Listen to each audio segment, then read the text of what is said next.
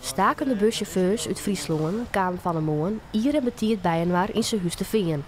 Tegeven met collega's uit Greensloon en Drenthe gaan ze naar het provinciehuis in Greens om te demonstreren voor betere arbeidsomstandigheden.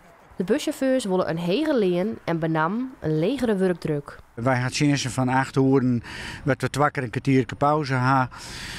Kom mijn bus uit Assen ben, ik ga een kwartiertje pauze, dan maak ik me met de bus naar Delfzijl.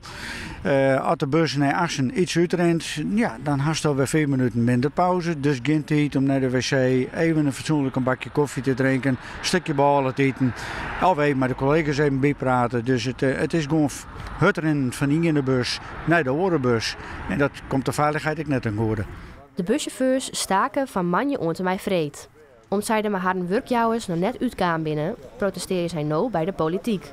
Zij willen de provincie, die de opdrachtjouwer is in het regionale vervier, duidelijk maken dat zij net voortzien kunnen van de duistere problemen van de chauffeurs. Ik denk dat het nou duidelijk een signaal is, Jan. En ja, wanneer de politiek komt zeggen, ik hoop dat ze erop reageren. Maar we merken het gewoon dat de stakingsbereidheid gewoon groot is.